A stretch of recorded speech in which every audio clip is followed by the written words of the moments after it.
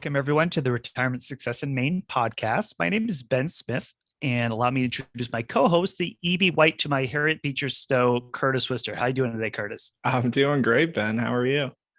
I'm great. I'm great. We're in the kind of the doldrums of winter right now. Mm, February, it's cold, and we've been dealing with this little cold snap here. So we had to go find some guests that are experiencing a little more warmth and maybe yep, receive it over the internet here. that's right. So but one kind of thing we've been talking about, right, with our clients recently, and especially over last summer, especially with this latest rash of retirements we've been receiving Mm, from our clients, is they've been saying pretty consistently that something they like to do now that's been on their time, that now have more time in their hands, right? Is and I guess, well, I have some thoughts, but what do you think that they've been saying? I guess, yeah, Curtis. I know I've had several clients kind of say the age old, I should write a book. They're sitting down Mm. with us and they're telling us, we're recapping their life, if you will, as they're kind of entering retirement, and they say, I should write a book. So I think that's probably my answer. Yeah, well, I guess I agree with that, because especially when we do our financial plans, right, is you start hearing the life story, right? And some of it's a money story, and some of it is how did I get to this point? And all those are really helpful, I think, in our profession, because if we understand where you've been, we know kind of where you're going a little bit too in terms of your path and purpose and things like that. So I think that's been a theme that has been coming up quite a bit. I think you're right. And whether it be clients that are exploring genealogy and they're trying to get their ancestor stories, but maybe all they can find is a newspaper article. Mm, Maybe we have a lot of creative clients, and they're we really do. great storytellers. And they've lived many interesting lives, and they want to think about weaving those experiences into stories, and stories that are compelling. And they've been told by people that that they have encountered about their story that they think is pretty compelling. But many of us have never written before. That's right. We're not professional authors. Maybe we're, in terms of our day jobs, we've done lots of different things. So if we're going to do that, where should we start? Mm, What are some things that novice writers do that get us stuck? What are some things that we should know before we go down this road? Well, yeah. that's the premise for this show, is how to write your book and get published. That's right. Yeah. So our next guest is an award-winning investigative journalist and novelist. He's the author of 21 books and more than 4,000 articles. He enjoys sharing his passion for telling stories about the sometimes inspirational, sometimes illegal, but always compelling things that people do. He is also the co-founder of 60 Degrees Publishing. His newest novel, Gods of Our Time, a Paris love story, recently won the Best International Novel of the Year award from the Book of Publicists of South California. He has written for the LA Times, the New York Times, and Reader's Digest, and he has been featured on CBS, NBC, ABC 2020, the Oxygen Channel, HBO, and more than 150 radio stations nationwide. He has worked as a freelance writer and editor for several years and now serves as CEO of 60 Degrees Publishing, which offers an author-friendly environment where art and literature meet. He loves working with authors to help them write, publish, and promote their work.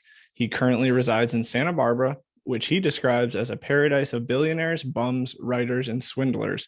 The challenge on any given morning at Starbucks in Montecito is to tell them apart. He loves Ooh. golf, comedies, and the symphony and the Rolling Stones. So, with that, I would love to welcome Michael Bowker to the Retirement Success in Maine podcast. Michael, thank you so much for coming on our show today. Oh, thanks for inviting me. I appreciate it. It's be a lot of fun. Yeah, we're really looking forward to it, Mike. And I think from a lot of us, I think we have lots of different fun stories that we've encountered or things that we might be having in our heads. I know, even just personally, a few family members that aren't even in the retirement age, and they're saying, they have very creative thoughts and stories that are bouncing in their heads, but they don't know how to organize it to kind of get it to the point of kind of publishing it. So that I'm really interested in having that line of conversations with you. But of course, with all of our guests, Mike, we always want to get to know you a little bit. Is we want to hear about your story and how did you get to this point. So love to just have you tell us a little bit about your childhood, where you grew up, and what drove you to a career of writing. Well, Ben, I ask people a lot of times when we talk, and this is apropos to business people and writers, and I ask them to give me their story, their life story in 3 sentences. And that's the challenge. And it is a challenge. Of course, I challenge myself to do the same thing. So this is what I came up with. I grew up on an isolated farm in Kansas, and my friends were the earthworms in the clouds. My parents would read to me at night, and it got so I didn't know where love ended and literature began. I became a writer. And it pretty much encompasses that. I remember wandering around on that isolated farm, and the characters that my parents would read to me at night, they became my friends. And I thought, that's something I would like to do. And it's been a passion since I wrote my first book, which is about, 12 pages long when I was about 6 or 7, about pioneers coming across the Snake River in Idaho. And I figured, because it was called that, it had to be full of snakes. Sure. And I thought they probably can talk. So we had conversations, but it was a lot of fun. And it's been something that I have enjoyed, I think, every day of my life, being able to write and convey information, to create pictures with words. Mm-hmm. I like that. So obviously we just kind of read off your bio there, but so clearly you've done investigative writing and reporting, but you've also written more than 20 books. So I want to ask kind of what are some similarities and differences in your process, writing between those two forms? Well, I mean, Curtis, you and Ben came up with some of the best questions anybody has ever come up with, and I really appreciate it because it's going to be fun to talk about them. I went to University of Washington in Seattle, and what I really wanted to do was write fiction, but it's really hard to make a standard living writing fiction. It's a tough way to do it. So I thought, well, I'll blend it with journalism, because you can get a salary job and you can still write and things like that. So I started in California writing for a newspaper, and we were writing 3 or 4 stories a week. We didn't have any UPR, AP stuff to fill the newspaper with. So my first years were writing nonfiction. And there's the funny thing is there's a pretty good formula for writing nonfiction. Who, what, why, where, when, and you write this inverted pyramid with the most important stuff being at the top and going down. It wasn't until, and I wrote a lot of freelance things for the Times, both Timeses on both ends of the continent, and lots of newspapers. And my dream, you guys, my dream was to write for International Wildlife magazine. And one time I got to do that. I wrote what I think was one of the first, let's put it that way, one of the first pieces on plastic pollution in the ocean and what it was doing to the animals there. So that, despite the fact that I worked for the New York Times, the LA Times, and not worked for them, I contributed to them as freelancer. The International Wildlife piece was one of my favorites. But it wasn't until I started working for Reader's Digest in the early 90s. And people say, oh, that must have been formulaic. The irony of this is working for Reader's Digest was the least formulaic of any of the writing I've ever done. I was doing the 6,000, 7,000 word long stories.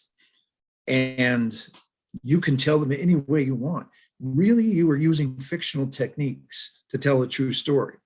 And that's really where I learned fictional techniques. Those editors there were just terrific. And by the way, a good editor is a writer's best friend. It's not your enemy. He's not trying to make your stuff, he or she. There's obviously a tremendous number of great women editors. So the difference between fiction and nonfiction, it depends. As I said, I used fictional techniques at Reader's Digest, but I had the story handed to me. So now, if you're doing fiction, you've obviously got to create the entire story. What is important to you? In both cases, though, you have something that holds up both. It's the construct of both of them are going to be the same, and that is this: that all drama is conflict. That is something that every writer needs to start with. That is the basic building block. All drama is conflict. So what conflict is in your story? Obviously, even if you're doing, just go back, even if you're doing a how-to book, how to build an electric car, which was my very first story I ever sold to on a freelance basis, how to build an electric car. Even there, the conflict is, how do you do that? There's no electric car there. How do you get from standing over here in front of nothing to in front of an electric car? So even in a basic how-to, there's going to be conflict. But in a novel, you're looking at, okay, what does your main character want? And what obstacles are in the way from he or she getting what it is that they want? Maybe they want to resolve a trauma in the past. Maybe they want, in the case of James Bond, to save the world. But they want something, there's obstacles in the way. The conflict is, how do they resolve those conflicts? How do they resolve those conflicts? How do they get over those obstacles? And in doing that, you develop the character. You develop the character's character, how they go about, because there's always going to be failure. There's always going to be the time when they think they've got it and they've got it all planned out and it all falls apart. How they react at that point is really, as we talked about earlier, that's what it's about. It's not what happens to you, but how you react to it. So in a way, nonfiction and fiction have that same internal building block, but then at that point, then they grow kind of apart, and we can talk about those specifics. Okay. So, Mike, I want to ask about, obviously, from the kind of the production side, right? You've written lots of different forms and you've enjoyed that part, but now you kind of have this other side of this too, where you have your own publishing company and you've called it 60 Degrees Publishing. So can you tell us about 60 Degree Publishing and why did you title it 60 Degrees? I'll go for the second question first. I was actually I live in Santa Barbara, and I was up at the Natural History Museum, just cruising around and looking at everything. And they have a wonderful butterfly exhibit there. So I was going through that, and there was a young docent there, and she said, and she was just talking to me as I was getting ready to leave. And she goes, just so you know, it has to be 60 degrees before butterflies can fly. They're cold-blooded. And I went, oh my gosh, you just gave me the name of, I've had this publishing company since 2003. It was obviously different because there wasn't an internet then to speak of, and everything was done in a legacy way. And I just kind of let it go. And then I rebranded it, brought it back out in 2020 as 60 Degrees. And Publishers Weekly did a real nice full page piece on it and said, and that's what the company does for not only its writers, but its readers as well, which was very nice. Love that. So I guess the question then, Mike, is why did you shift from writing to then kind of the publishing side? What was that? Why did you go about doing that? And why not just kind of go, I'm really good at writing and this is what I like doing? Why did you kind of start on the publishing end? That's a great question. And it has a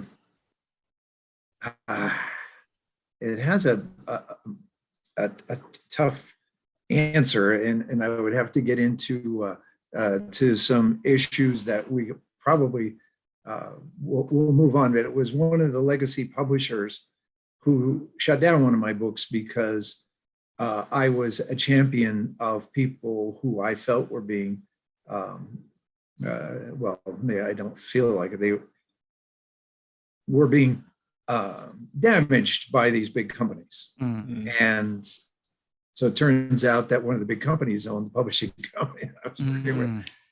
So I thought, well, I don't want that to happen again. I don't want to be censored.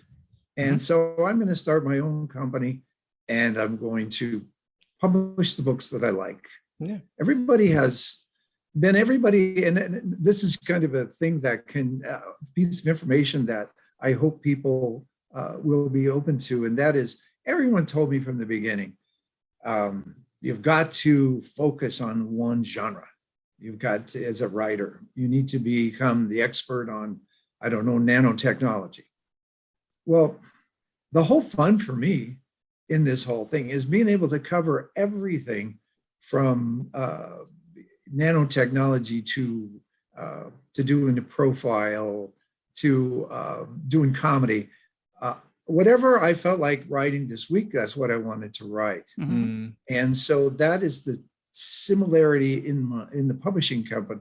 I'm not focused on any one form or any one topic. Yeah. I like the book. We'll do it. And what happened was there were some people who wanted help writing their book, and we hit it off. And we've had a wonderful. I've worked with some of these folks for 3 or 4 years on a pretty intimate basis, because this is so important to them. And I've had a great time, and I think they have too. And the one thing about when we were doing this, they knew when I was satisfied with the book, when I felt it was of certain quality, I would publish it. Mm-hmm. They didn't have to go, pitch agents and pitch, which is fine. And I will always help people who want to do that. But having the publishing company there and putting some terrific covers on the book, and it made this process so much easier for them. I like that. Yeah, I like that a lot. So I want to kind of rotate here and talk about how, someone who maybe hasn't read the kind of topic of our show, someone who maybe hasn't written a book, but thinks they can or thinks they want to, sort of, how do we do that? So I kind of want to kick it off here. So obviously you're someone who has taught writing and been with authors basically your whole life here. And you've said to Ben and I that writing can be a life-altering experience if you take the right steps. So naturally, my first question for you is, what are those steps? We need the secret right off the top here. Right, exactly. You said it's the inverse pyramid, Mike. You got to start with the right one, right? Yes. I one of my favorite quotes here is from Ernest Hemingway, who was not out to make people feel better. And he said, don't ever tell them you had to learn how to write. Let them think you were born that way.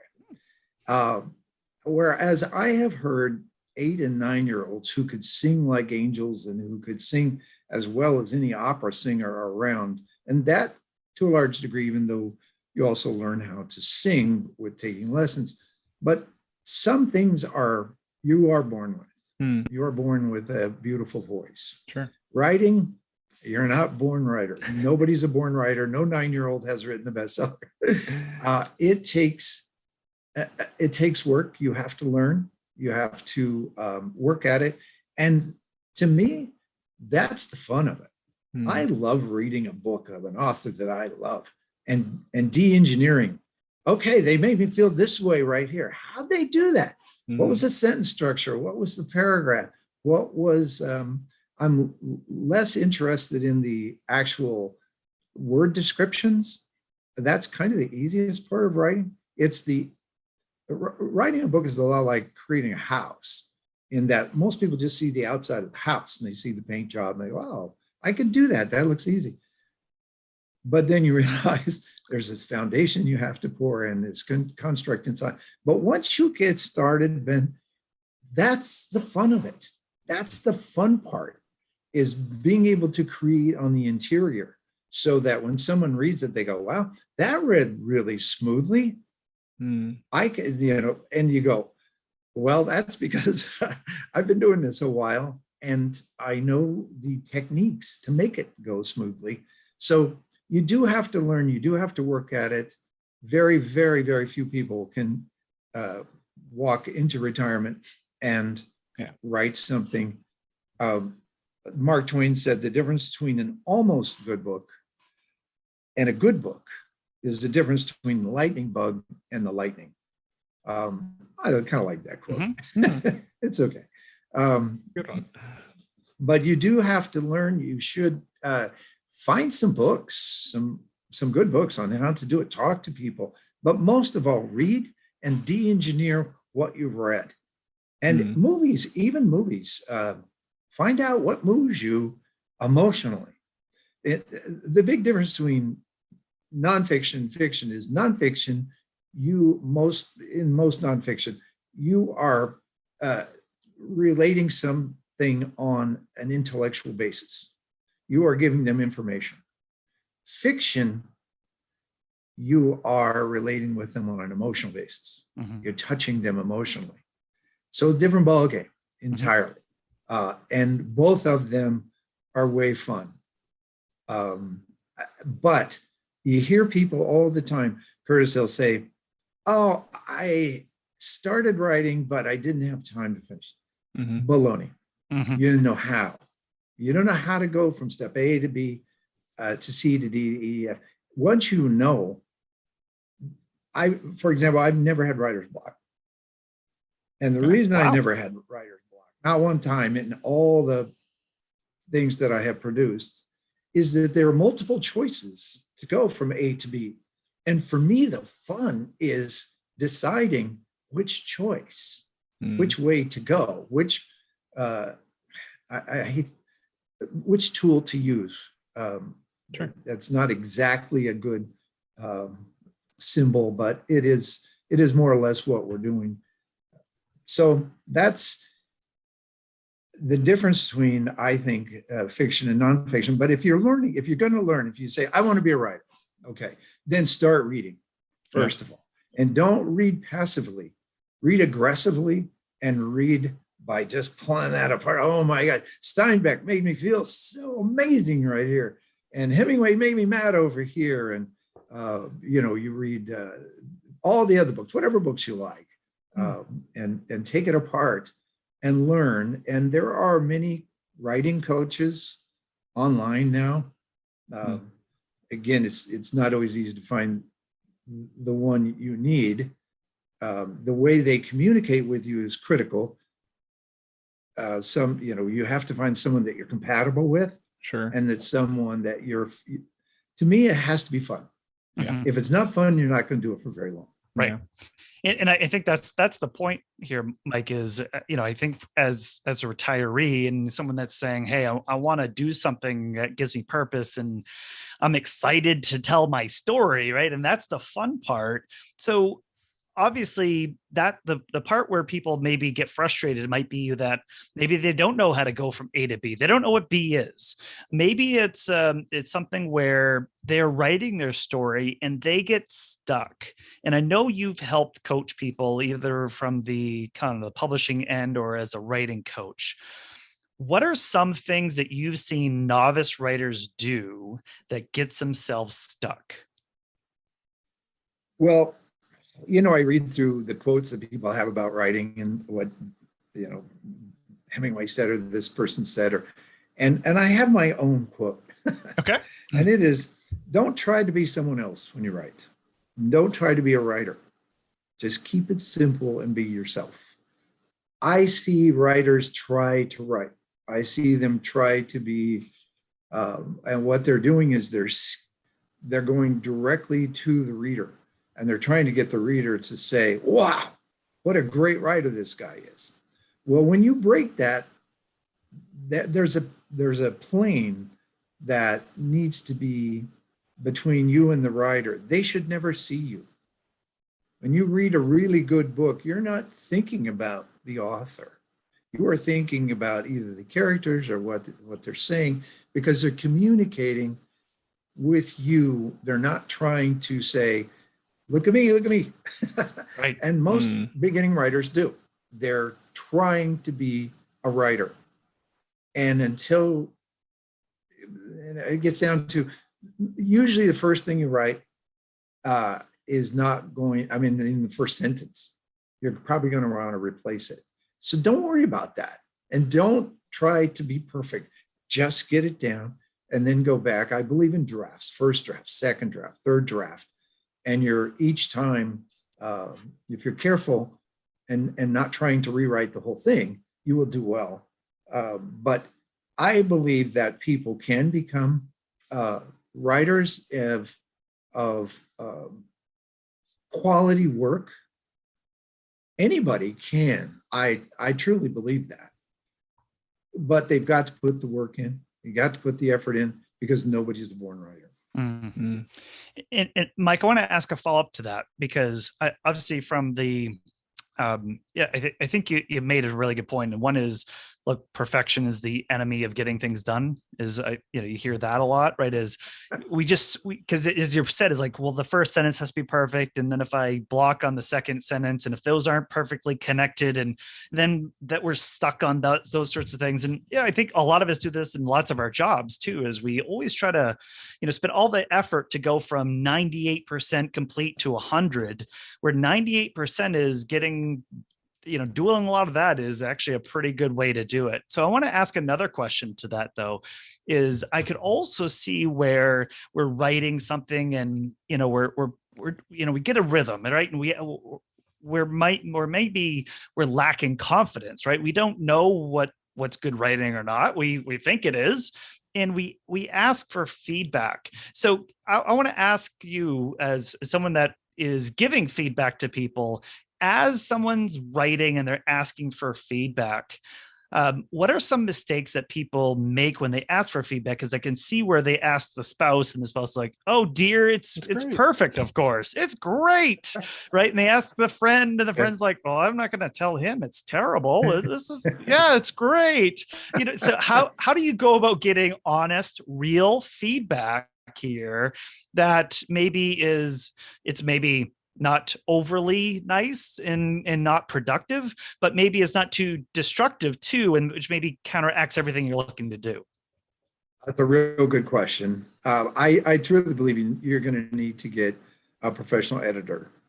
And with the caveat that I'm a real believer in sharing with the writers that I'm working with. I think that if you come across and say, no, this isn't any good, that isn't any good, you're just going to cut people's willingness and excitement to write out of there. You can't talk to people like that. So if you get the editor, find someone that not only knows what they're doing, but knows how to communicate with you. Two different skills. Mm-hmm. Sure. And the editor you work with needs to have both. I really haven't had many editors that I can even think of, and I've had hundreds, who were, "Oh, you should have done this way, you should have done that way." The really good editors don't do it that way.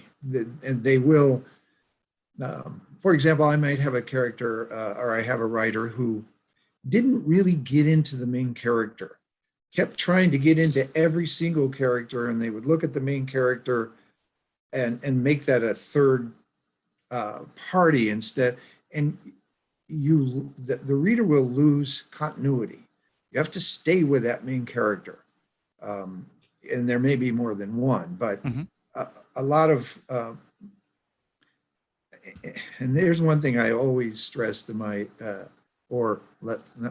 underline for people that I'm working with, and that is transitions are far more important than people have been taught.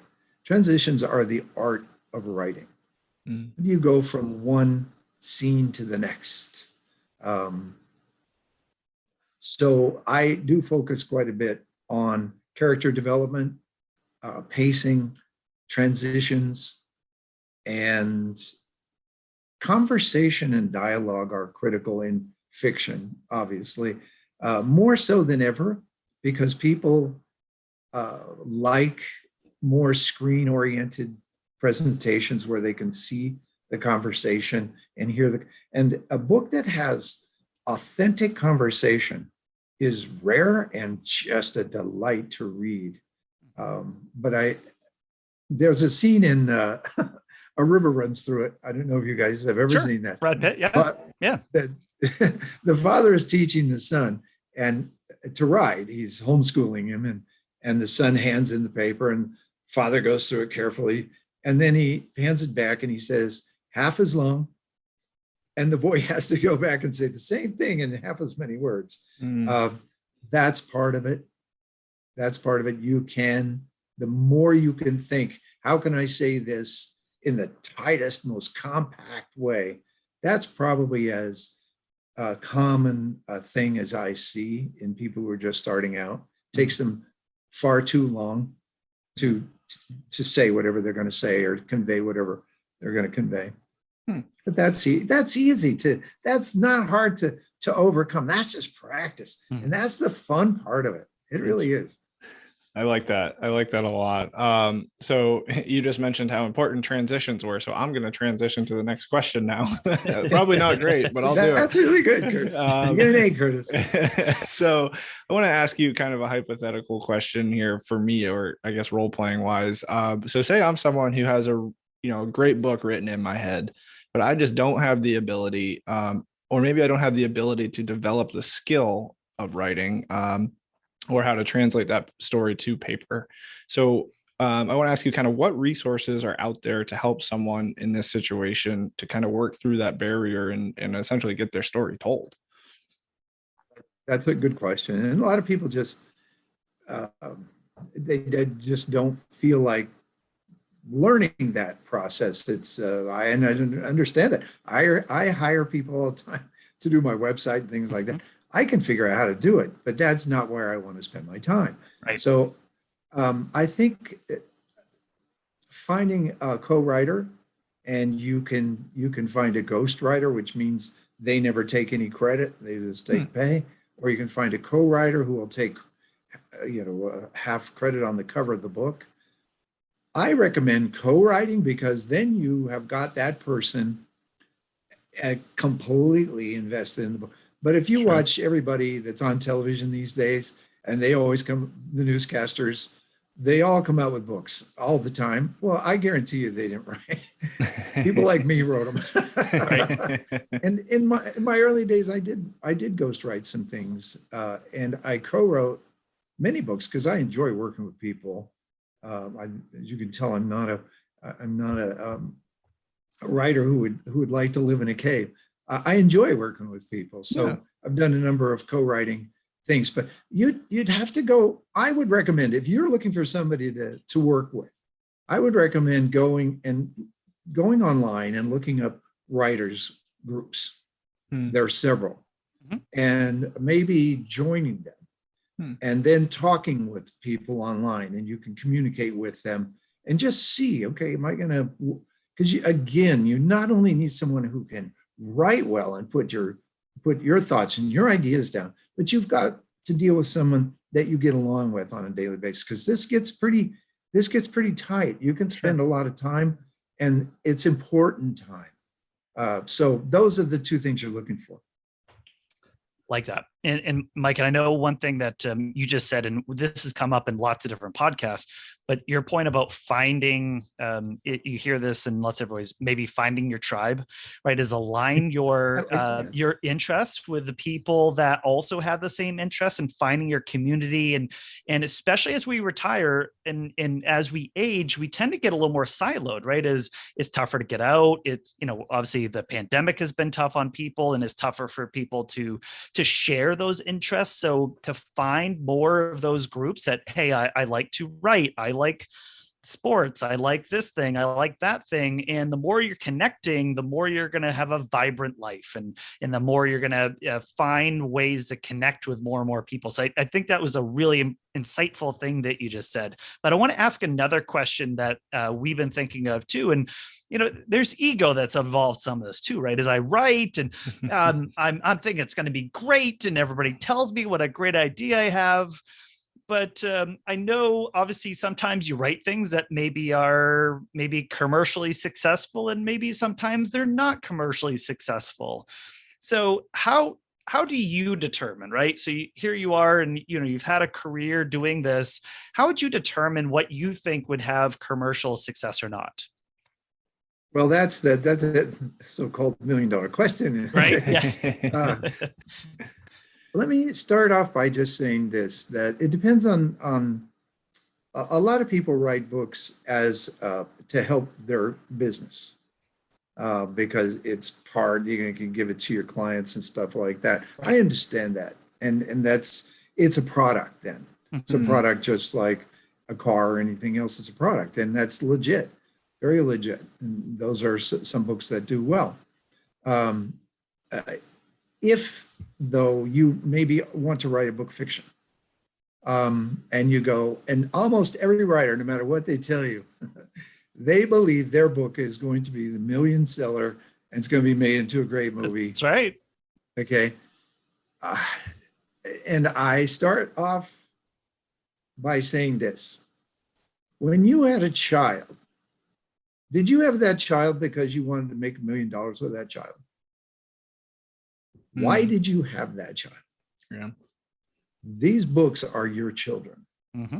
They have a value. I'm very sorry to go against the grain here, although of course I'm not, is that you write a good book and you have done something that is a pinnacle in your life and always will be. How do you put a value on that? Of course we want to sell it. Of course we do.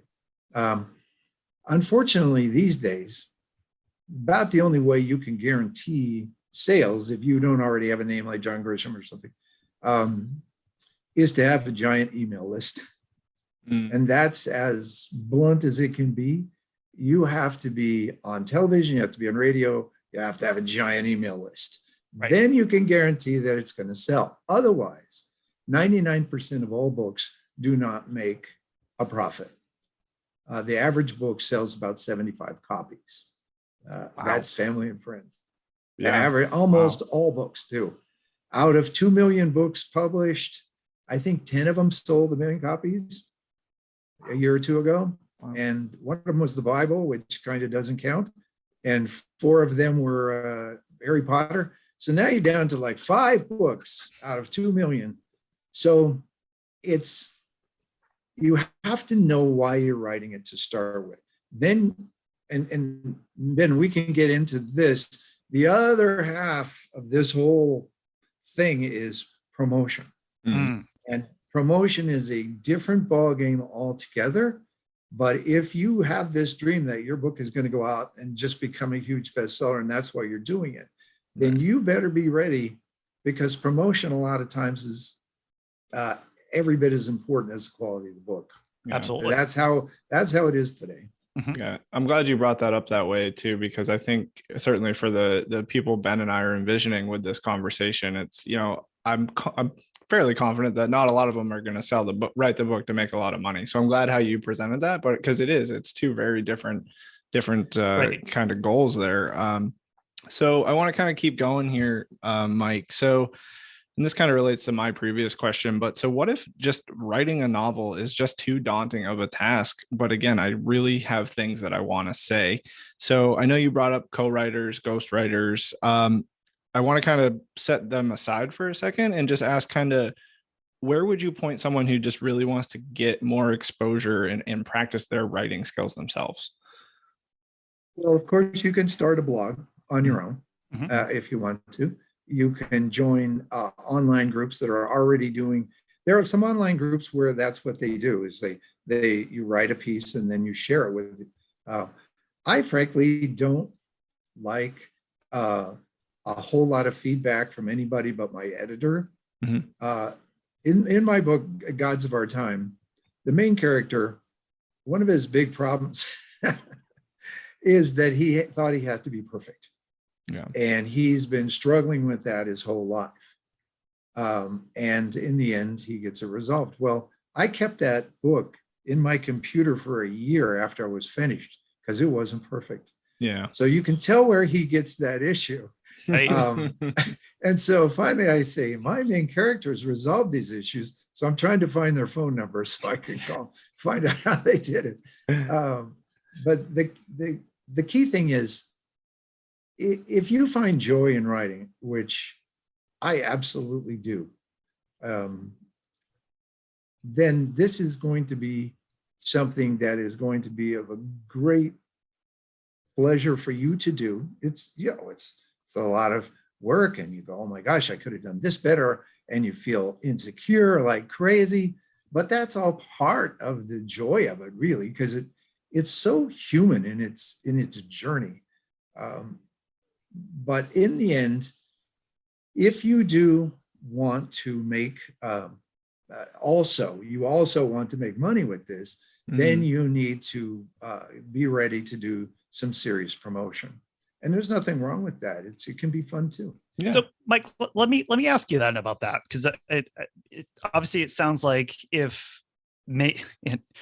had this conversation with others too, is like, you know, this thing that I'm really passionate about, maybe it turns out better than I ever thought.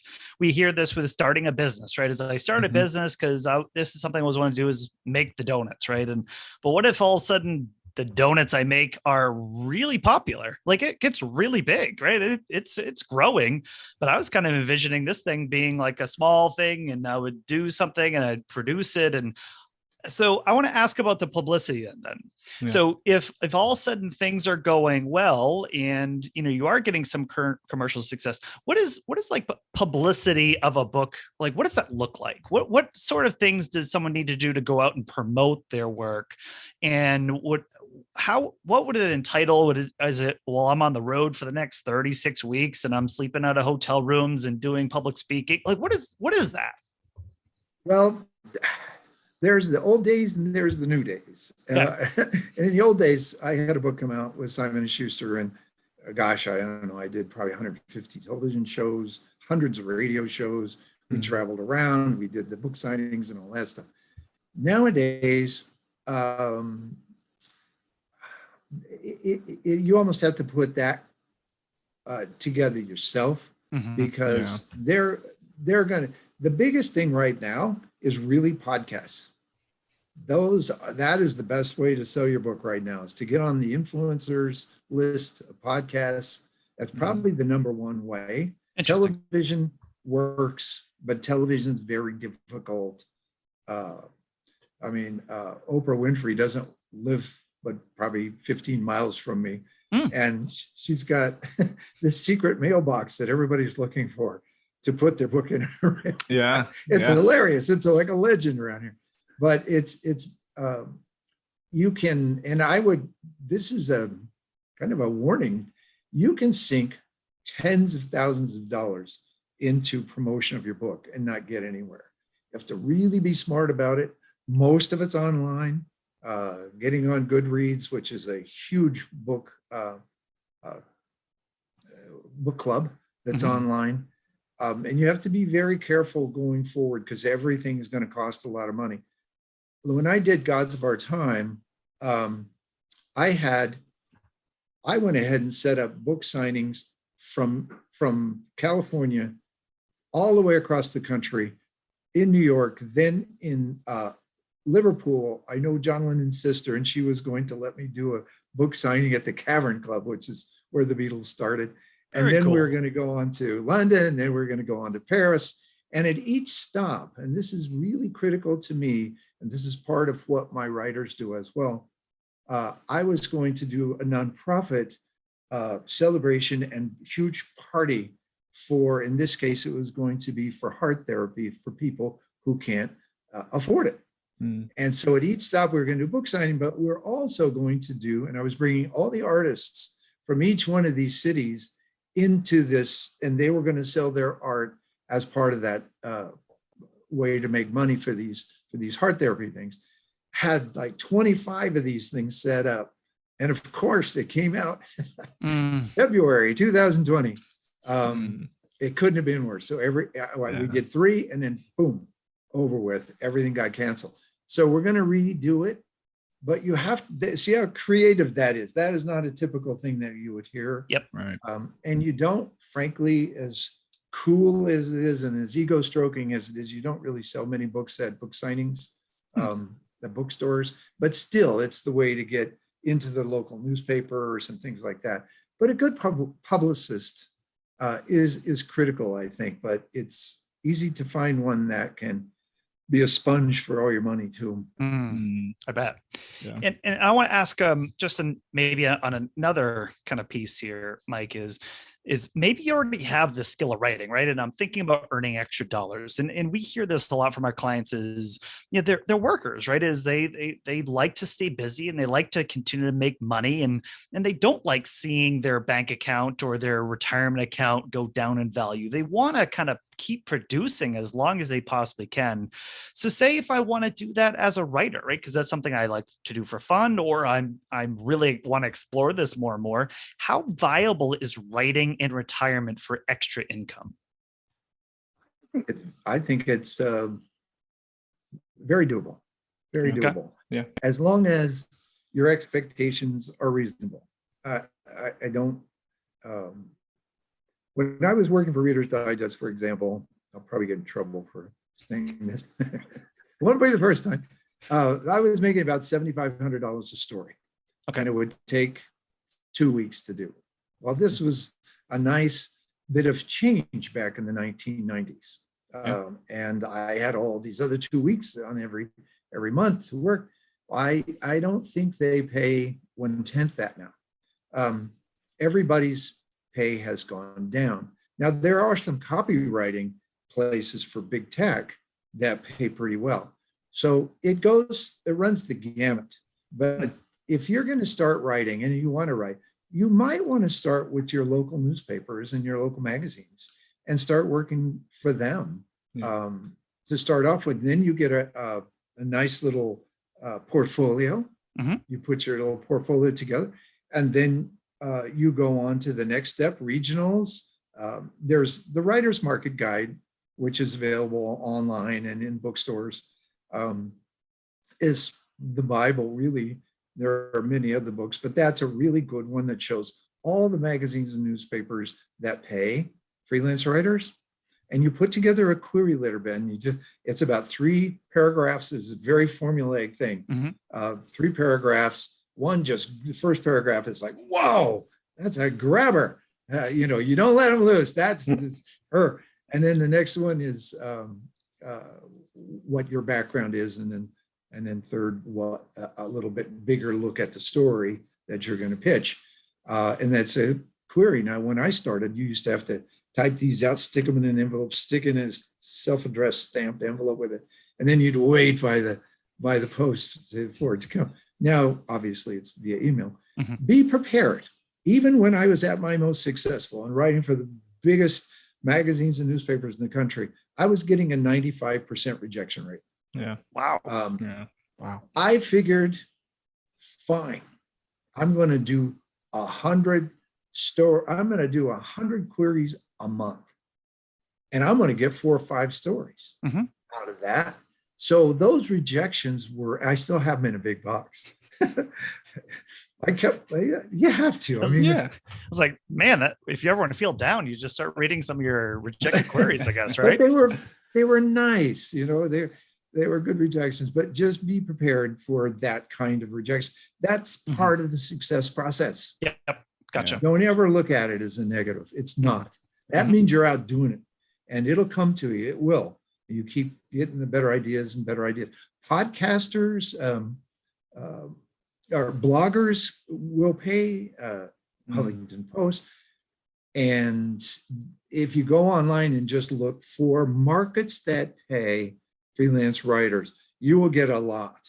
So just cruise through on Google or whatever search engine you got, and you'll start seeing it. And be prepared for them to say, no big deal. Just keep at it, and it will happen. And you'll get to do some writing, and then you go, oh, now I've got to write it. Okay. Now I landed the fish. Yes. Now I got to reel it in. I like that. So I would say, yes, that there is, for someone who's who's understands that no is a big part of the yes process, who is willing to learn writing and learn every day and make it part of a fun process so that you're going to want to keep doing it. I can't wait to get up tomorrow morning to do it again. It can work. Absolutely. So a key thing I heard you say there was have realistic expectations. So my next question is not realistic expectations. So I just want to get that out there.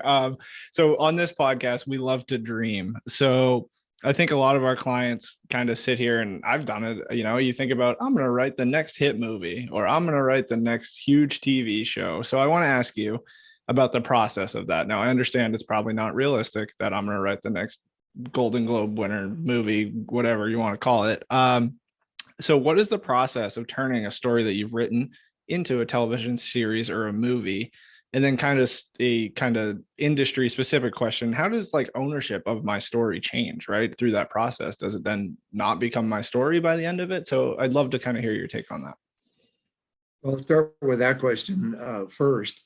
And when I did a lot of the Reader's Digest pieces I did were turned into television shows, CBS and Showtime and stuff. And I worked with them. They bought the rights to the story, and then they can change it any way they want. You lose. Now, some of the very top writers will, who are very well known, and they know that if Hollywood buys the rights to their book and it comes out there that they're a guaranteed profit maker, then they'll stick and say, no, I want to have a say. But very, very few people have that. So yes, you do lose control. And frankly, most of the time they mangle it. That's just all there is to it. There's not as much talent in Hollywood as there is in the writing world. And they have a different goal. They're trying to do whatever they do. I'm not a fan of a lot of what's gone on in Hollywood, as you can tell. But at the same time, we're still trying to sell our stuff there, our books. And there are different ways you can do it. Gods of Our Time it was picked up as an option right away. But it was because one of my friends was at a party in Westwood in LA and had just read the book and met a producer and said, you need to get this one. And so we did. The way it works is they'll come to you and say, or you go to them, whichever way it works, and say they'll buy an option. And the option either is $0 to maybe $3,000 or $4,000 at the most. That gives them a year and a half typically to go pitch it to big money, to the big, Universal or somebody like that. Sometimes the stars themselves, let's say it's Brad Pitt or someone like that, they have enough power to make that happen. So they would be pitching it through them, or the directors. More and more directors are gaining a lot of power in Hollywood. So how do you do that? How do you even let them know that you exist? That's a scattershot of things. There is not one specific formula. There's something called Story Rocket, which is a software program. I would suggest people might want to look into that. I have it, and it helps you connect.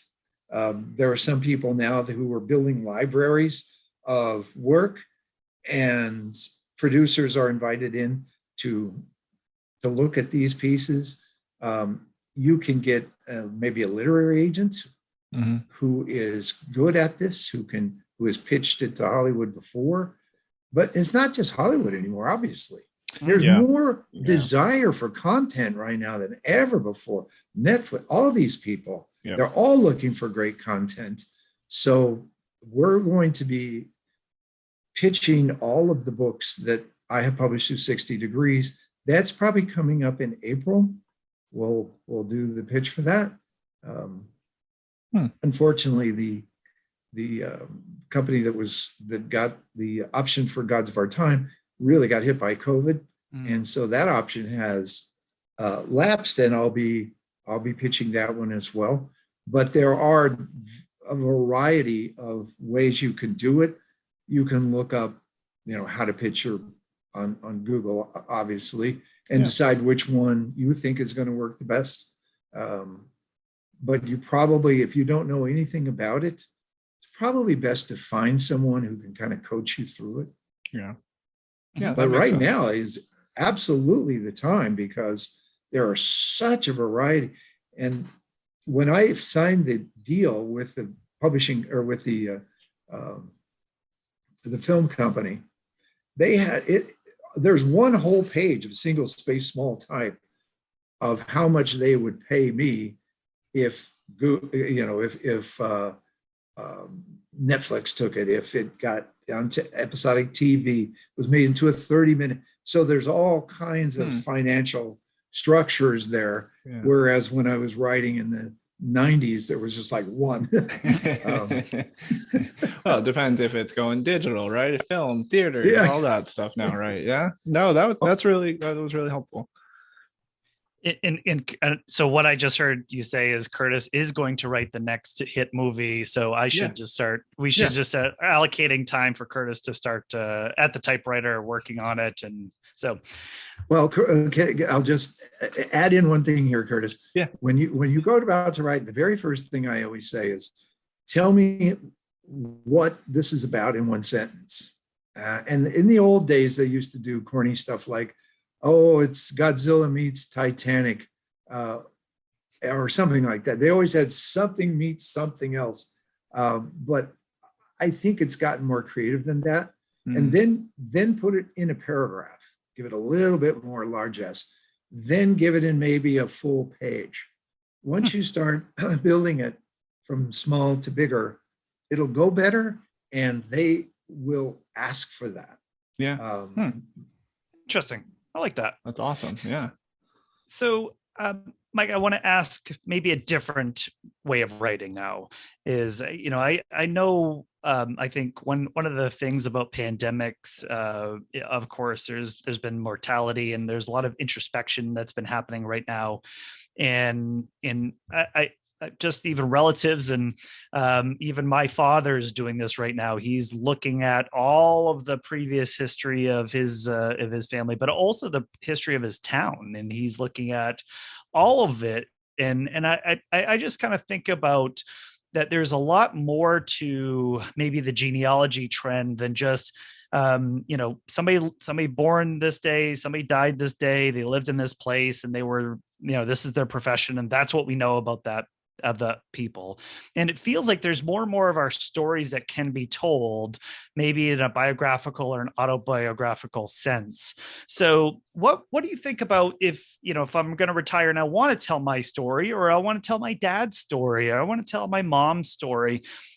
What is the best way to write that story? And what elements should and shouldn't it contain? Because I could see where it's like we spend all this time on fifth grade for this person and all the minutia of fifth grade versus from the overarching arc of our lives, maybe that isn't as important. So how would you kind of, if you were to start that or to coach somebody into a biography or autobiography, how would you coach them into it? I love that question. I did this with my mother, and this is one way you can do it. I spent a year talking to her, and she had plenty of energy, was smart as could be, but I also didn't want to tire her out, because what you want is the person that you're working with to go, oh, I could have gone a lot farther than that, so that the next time they're very eager to get going again. So we would talk 45 minutes, once or twice a week, and I would tape record what she would say. And you can use Dragon speech recognition so that it types it right in there, and you don't have to transcribe it. And we went through her entire life, and it was extraordinary. Is again Hemingway. Everyone's life is a novel if told truly. So the key for me was I knew how to ask her the right questions. And when she would say something, if I could tell there was more to it, and she may not have gone more into this other room, I provided the open door for her and kept going in logical places. If you're doing it on your own, chronologically, obviously, is an easy way to do it. But I would always start with something else once you finish it, put something else before I was born, so and so. But technically, one way to do this, it's probably the easiest way for people who are not skilled writers or experienced writers, I should say, is just talk it into a tape recorder. Just speak it into your phone, whatever it is. And because how many more words have we spoken in our lives than we have written? Absolutely. We are much better at conversing than we are writing. So just talk through it. And if you want to create a structure of what you want to talk about, you could do that on paper so you have an outline. Yeah. And that way, when you start talking about it, you'll know how to get from point A to point B and all the little subsets in there. But if you can work with somebody, that's terrific. But if you want to do it on your own, that's how I would suggest doing it. And you'd be surprised at how it translates pretty well. Your speech translates pretty well to the written word. You're going to have some sentences that aren't complete, obviously. Sure. We all have dots. But I would highly recommend that. But the one thing that's fun, Ben, is that, and I've done these kinds of autobiographies with other people, memoirs is much better. Sure, yeah. Is I look for a through line. There was a woman that I know, in fact, she just turned 100 years old this year. She was taken from her home in Poland in World War II and put into a gulag in Russia. And she wandered out when she was young at that point and happened to find a native potato field that no one knew was there. And those potatoes kept everyone alive during the winter. And I said, but if we find a through line of your life, she ended up being a PhD and teaching at Stanford University.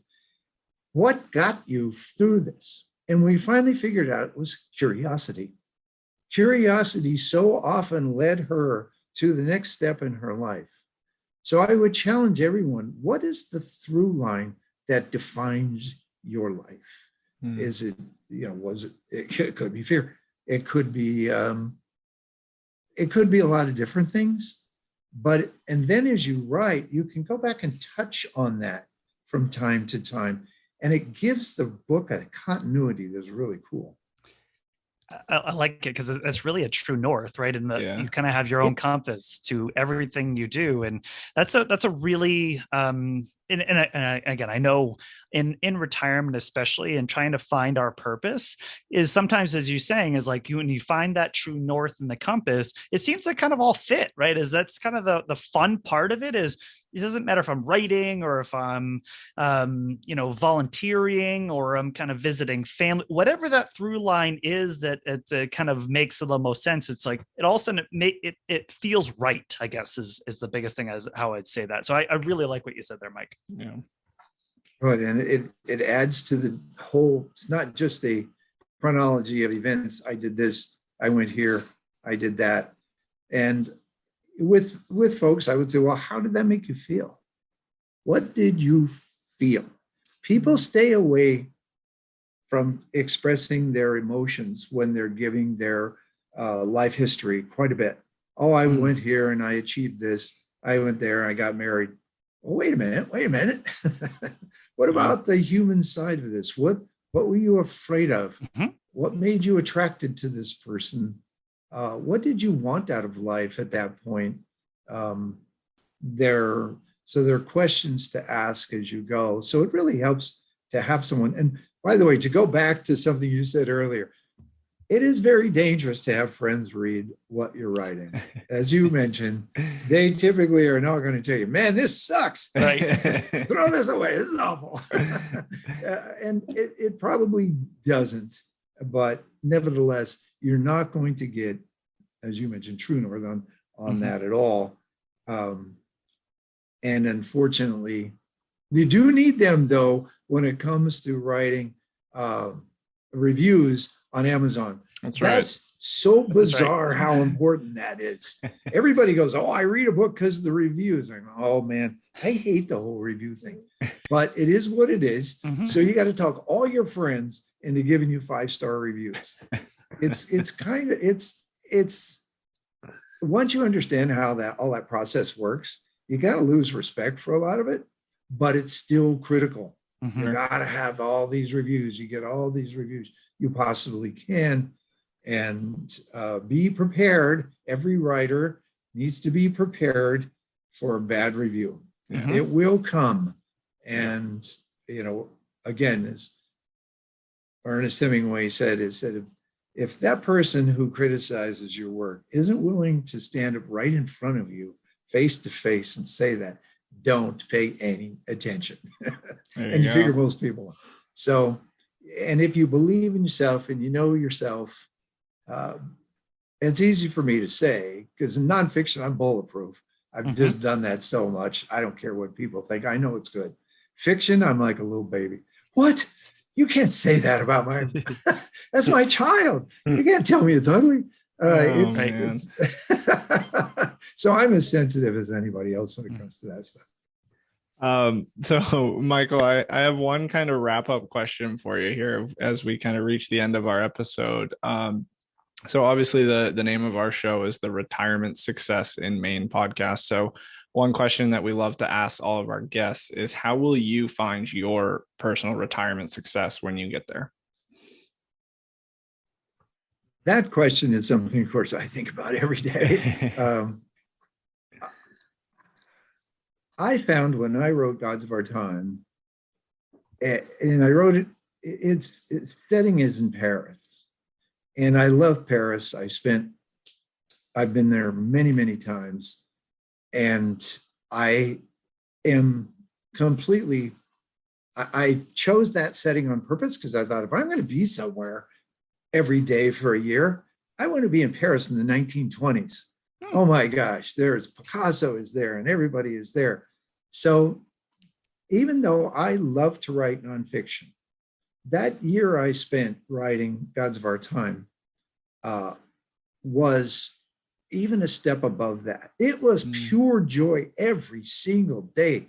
I'm a night owl, but I went to bed every night by 9 o'clock so I could get up early and get to work. So my purpose in retirement is to, and the financial planning that like you guys offer to me is the cornerstone of it all. You've got to be do as well as you can with that, so that when you do retire, rather than say, gosh, what do I do now? You go, Yahoo, I get to do what I know I love to do more than any other thing. So my plan is, well, I'll still do some nonfiction. I'll still run the book company. I'm going to spend a great deal more time writing fiction. And I have 13 books already outlined. Wow. And I'm ready to go. I'm so excited about that. But the financial planning that you guys provide is the engine that makes that go. And I have come to really appreciate that. Well, thanks for saying that, Mike, because again, I think this is what our show is about is, I think we of course, we feel like we do a good job in the financial planning and the investment management and the pieces that they might not get a lot of fanfare, but the things that they allow us to do in retirement is, I think, the part that we get excited about when people go out and do the thing and then they come back, and it gives us that gratitude in return of, hey, we're doing all these things to help our clients live more fulfilled lives. And while they could have a good retirement, to hear, man, I was able to have a better or great retirement because of some of these things, and money allowed me to do some of that. So it's finding the purpose, it's finding the true north. And I think exactly what you said is that you're going to go, hey, these books I've already outlined, now I get the chance to do it. I'm really excited about every day that I get to do it. So I can't thank you enough for coming on our show. On behalf of Curtis and myself, this has been a real treat and a pleasure talking about your process, how all these lessons that you've learned that we can translate to our listeners here today and our clients. So thank you so much, and we can't wait to have you back again, maybe for the next book when it comes out. Ben, I appreciate that. And if any of your listeners want to contact me, they can at michael@60degreespublishing.com. michael@60degreespublishing.com. And I will help them any way I can. I'm still coaching people, and it's just a joy. I might have underscored the difficulty in becoming a million seller to a large degree, but I want to make sure that I also really put in bold what absolute joy writing can bring. Thank you, guys. Thank you so much. And so for those that are listening to, we'll have Mike's contact information on our blog as well, which will have this podcast in our show notes and the links there for you. So we'll make sure we'll highlight that for you as well. But thank you very much, Mike. We'll catch you next time. So excited to have Mike on today for how to write your book and get published, right? Yeah. So again, I know we all have our internal stories, whether our life or we want to share kind of this kind of fiction work that we have in our heads. I think Curtis, you and I and our team, we hear that enough from our clients. There might be something in here I want to explore from a storytelling perspective. So I think Mike did a really good job kind of running the gamut with us, showing us kind of some of the process side, some of the business side, the publishing end, the publicity, all of those things. So what was something, Curtis, you took from our conversation with Mike today? Yeah, I think you're spot on, Ben. He kind of hit it from every angle and kind of the process start to finish. But I think a piece that stuck out to me was actually a quote he brought up, and it was kind of when you're starting this process or trying to figure out how to write. And I think he just said, I'm looking at my notes so I don't butcher it. So he said, "Don't try to be someone else. Just keep it simple and be yourself." And I think that it was just, one, you could probably take that quote into any area of life, but particularly writing. Like, why pretend that you're something else, or why try to be this like shock and awe book that you're writing, right? You're so proud of this story that you have and that you want to write, and write it how you think it should be written, write it how you lived it. If it's, writing a story, your life. I think that was just so cool. And then, just a little bit into the process of where you can find help, right? You can find coaches online, or you can find people like Michael. And again, we'll have his contact info, but just overall, I really think he did a great job of, again, the whole process, but really kind of walking us through how to get started. How do I write a book, because obviously that's what we wanted to talk about. And I think he did a great job. Yeah, and I think what you said is right. Is he kind of made the point about he's a big fan of drafts, right?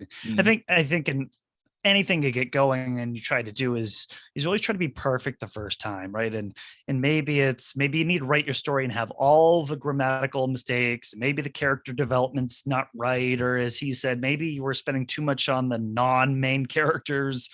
All of those things might be present in the first draft you've ever written. Sure. But to then go to somebody and say, here's an editor, here's a writing coach, and go, this isn't quite right, or you need to expand this, or this needs to shrink, or, that there's those pieces out there, and to not worry about that part and just kind of get, as you said, kind of being true to yourself and all of it. I thought it was really fascinating, though, is kind of the entirety of the kind of the book era, right? Is this, writing, but publishing, promoting, all of that it's just brand new to us, right? It's just something we don't do. And to hear from him, from his publishing company, and how kind of all that works, even from the movie side and the TV side, and how that kind of all kind of fits together.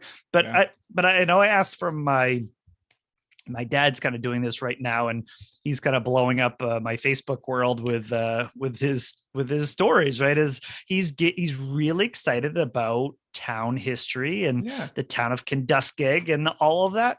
And it's something where, kind of getting this story as a concise thing that I think there's a lot of stories as we're aging, we're trying to look backwards and kind of find meaning and through threads that there's something there too, I think, that people are interested in. So again, I thought Mike did a really great job kind of covering all of that. So again, we will have Mike's contact info, as you said, Curtis, in the show notes. So his website, his email address, and contact info if you want to reach out to him. He also listed a few resources and websites that you might want to look to if you're looking to promote, or if you're trying to, as he said, even trying to band together with other authors to maybe there's kind of other peer groups you can find on Facebook and social media to help kind of have these conversations and share your work and have talks about it. So if you go to our website, if you go to blog.guidancepointllc.com/60 for 60, because we're at episode 60. We're 60 now.